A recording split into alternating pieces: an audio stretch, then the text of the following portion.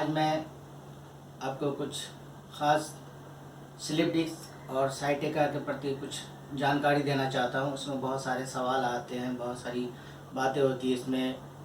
तो काफ़ी हद तक मैंने इसके बारे में एक्सरसाइजेज वगैरह बता चुका है। क्यों जो भी बताया गया है उसमें फ़ायदा ही फ़ायदा लोगों को हो रहा है, लेकिन दिक्कत ये हो जा रही कि कुछ लोगों को जब लगता है कि थोड़ा ठीक हुआ, यानी 60% 70% यदि ठीक होता है तो वे समझ लेते हैं कि हम बिल्कुल ठीक हो गए। तो एक तो इसको सही जानकारी आपको ये देना चाहता हूँ कि जब थोड़ा ठीक होता है या 70% अगर ठीक हो जाता है, फिर भी उसकी तकलीफ़ बाकी रहती है, लेकिन ऐसे आपको चलने फिरने हर काम करने में आसानी लगेगी। तो इसका ये मतलब नहीं कि बिल्कुल ठीक हो गया और फिर थोड़े दिनों बाद जब स्ट्रेस ज़्यादा पड़ता है तो फिर लोग कहते हैं कि तकलीफ़ बढ़ गई, फिर से हो गया। फिर से नहीं होता है, दरअसल वो पूरी तरह से ठीक नहीं होता है।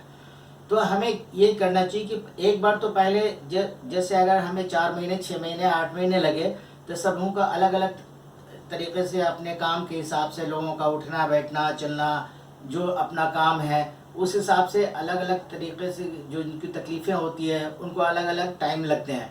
कोई ज़रूरी नहीं कि सबको एक जैसा, किसी को 4 महीने में ठीक हो गए, किसी को साल भर भी लग सकते हैं, 10 महीने भी लग सकते हैं, है ना। एक है एज वाइज, वेट वाइज, फिर बीमारी कितनी पुरानी है उस हिसाब से समय लगता है। बहरहाल ठीक होना है, लेकिन आप ये गौर करें कि सपोज़ आप बहुत ज़्यादा वर्क करते हैं, बहुत बैठक रहती है, भाग दौड़ का काम है, तो आपको तकलीफ़ हो गई। जिस तरह से भी तकलीफ़ हो गई वो आपको सुधार होने लगा, तब पूरा कॉन्सेंट्रेट करें, पूरा उस पर फोकस करें कि जिससे आपको फ़ायदा होने लगा उसको पहला प्रायोरिटी देने की कोशिश करें कि हमें पहला इसको फोकस करना है, इसके बाद ही दूसरे काम को तरजीह देना है। तो इसकी प्राथमिकता देने का मतलब ये हुआ कि हम कुछ भी, यानी यूँ कहा जाए कि नहाना किसी दिन छूट जाए लेकिन एक्सरसाइज नहीं छूटना चाहिए। तो आज स्लिप डिस्क साइटिका जो भी तकलीफ़ें होती है कमर की, जिस तरह की भी, या गैप आ जाना या कंप्रेस हो जाना, जो भी वगैरह वगैरह, आप उतना डीपली आप उतना नहीं समझेंगे। मैं इन शॉर्ट ये बता रहा हूँ ठीक कैसे होना है। तो ये होता है कि जैसे आप ठीक हो रहे हैं तो और ज़्यादा से ज़्यादा उस पर करें। अब होता है क्या है कि जैसे आप शुरू में 2 मरतबा करना शुरू किए, प्रिकॉशंस को फॉलो किए तो जल्दी रिकवरिंग हुआ।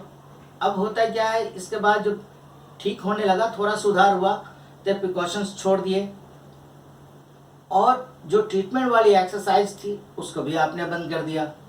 तो एक तो तकलीफ़ होने वाले काम को आप करना शुरू किया और फ़ायदे वाले काम को बंद कर दिए, इसलिए सडन कभी ज़्यादा तकलीफ़ हो जाती है। तो इसका तरीक़ा बेहतर यह है कि एक तो जैसे चल रहा है प्रिकॉशंस में है तो धीरे धीरे उसको ढेल जाएँ।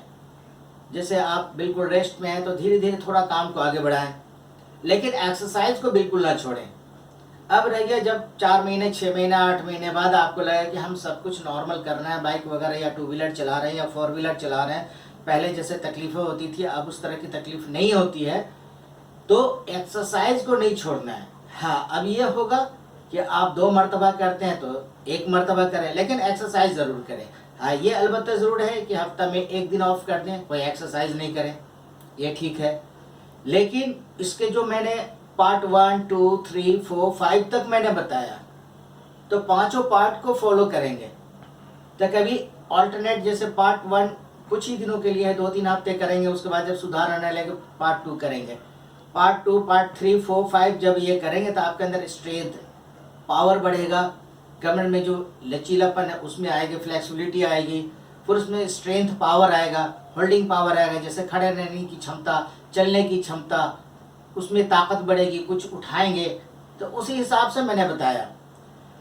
तो अब इसे आपको ये करना है कि अगर यदि आपका काम वैसा ही है तो यदि आप 100% भी ठीक हो गए तो मेरी सलाह यही है कि आप फिर भी एक्सरसाइज को एक अपनाए रखें, क्योंकि हर किसी को एक्सरसाइज यानी फिजिकल एक्टिविटी मस्ट है किसी भी तरह से। अगर जिनको तकलीफ नहीं है भी है, कोई इस तरह की कमर की तकलीफ नहीं है, तो भी उनको मैं सलाह ये देता हूँ कि आप इस तरह की एक्सरसाइज को किया करें। या आप बैठक का काम करते हैं या खड़े रहना पड़ता हो या भाग दौड़ करना पड़ता है, किसी भी तरह का जब स्ट्रेस होता है, आपको तकलीफ नहीं भी है, तो ये एक्सरसाइज यदि आप करते हैं तो आपको फ्यूचर में इस तरह की तकलीफ नहीं होगी। और यदि है तो हमेशा के लिए ठीक हो जाएगी। अब लोग एक सवाल करते हैं हमेशा के लिए ठीक होगा, बिल्कुल कहे क्यों नहीं ठीक होगा। अब इस पर लोग पूछते हैं belt, lumbar belt, LS belt जो बांधते हैं कमर में, तो बेल्ट का ये है कि बहुत ज़्यादा तकलीफ हो, अगर हमें चलना पड़ जा रहा है या खड़ा रहना पड़ जा रहा है लाचारी में, तो खड़े रहते वक्त बैठते समय सिर्फ बेल्ट का इस्तेमाल करें। टॉयलेट बाथरूम में बिल्कुल बेल्ट बांध के ना जाएं और लेटते समय बेल्ट बिल्कुल ना बांधें, बेल्ट का एक रूल ये है। फिर आगे इसी तरह से मैं जानकारी दूंगा और इसमें जो भी है कुछ और आसान होगा और ज़्यादा कुछ, जैसे आप नॉर्मल एक जो मैंने एक्सरसाइज इतना जो मैंने बताया है, इस तरह से आप बिल्कुल हद तक अपना नॉर्मल काम कर सकते हैं। हाँ, अब और ज़्यादा स्ट्रांग होना चाहते हैं कि और मजबूत हो जाए, तो लोगों की सोच ये होती है कि हम इतना मजबूत हो जाए कि बगैर एक्सरसाइज किए हुए ऑलवेज फिट रहें। ये पॉसिबल नहीं लगता है किसी भी काम में, किसी भी लाइन में। यानी आप खाना खाना है तो ऐसा नहीं है कि हम एक बार प्रोटीन, अच्छे विटामिन वगैरह सब ले लिए और हमेशा कुछ नहीं लेंगे तो चलेगा, ऐसा नहीं है। मेंटेन करते रहना है। चूँकि आपको जिस तरीके से अगर तकलीफ हुई है, कोई इंजरी नहीं हुआ, आपको चोट नहीं लगी, कोई घटना नहीं घटी, बैठे बैठे, लेटे लेटे या जिस तरीके से भी धीरे धीरे करके आपका गैप आ गया या कंप्रेस हो गया, हड्डी दब गई या बढ़ गई, जो भी है, तो होते होते हुआ वो आपका वर्क से हुआ। तब फिर जब ठीक होने के बाद फिर वो काम करेंगे, हो सकता है 5 साल बाद फिर वो असर करे। तो इससे बेहतर है कि ये एक्सरसाइज को करते रखेंगे तो आपको मेंटेन रखेगा। फिलहाल आप इस पर ये ध्यान रखें, आप कॉन्फिडेंस रखें कि 100% ठीक होता है। 100% किसको कहते हैं? जब हम हर काम कर सकते हैं आसानी से, कोई तकलीफ नहीं होती है, हर काम को कर सकते हैं, दैट मीन 100% ठीक है। हम मुकरू बैठ सकते हैं, इंडियन टॉयलेट में जा सकते हैं, सब कुछ कर सकते हैं, पालती मार के बैठ सकते हैं, जैसे भी चाहे वो बैठ सकते हैं, ज़्यादा देर बैठ सकते हैं, घंटे 2 घंटे बैठ सकते हैं, इसका मतलब ठीक है। तो अब ठीक है, तो ठीक रखने के लिए तो हमेशा ठीक रहें, उसके लिए तो कुछ करना है ना। तो ये हमारा रिक्वेस्ट है कि आप उसको कम से कम एक मेंटेन किए रखने के लिए एक्सरसाइज को न छोड़ें। जब आप बिल्कुल ठीक हो गए हैं तो कम से कम 1 मरतबा डेली, हफ्ते में 6 दिन, एक दिन कोई एक्सरसाइज न करें, तो यह आपके लिए फ्यूचर के लिए बहुत अच्छा रहेगा। जिनको इस तरह की तकलीफ नहीं है लेकिन बैठक का काम ज़्यादा है, कम एज के लोग हैं या ज़्यादा एज के लोग हैं, सभी के लिए ज़रूरी है कि ये एक फिटनेस का भी एक पार्ट है। इसमें 2 फायदे होते हैं, जिनको तकलीफ है उनको तो ठीक हो जाएगी, और जो एक्सरसाइज इस तरह के करेंगे और कोई तकलीफ नहीं है तो उनको फ्यूचर में इस तरह की तकलीफें नहीं होगी। तो मैं यही उम्मीद करता हूँ आप इसको फॉलो करें और इससे फ़ायदा उठाएं। फिर इससे रिलेटेड मैं कुछ और वीडियो फिर समय के अनुसार मैं पोस्ट करूँगा, आप लोगों तक पहुँचाऊँगा।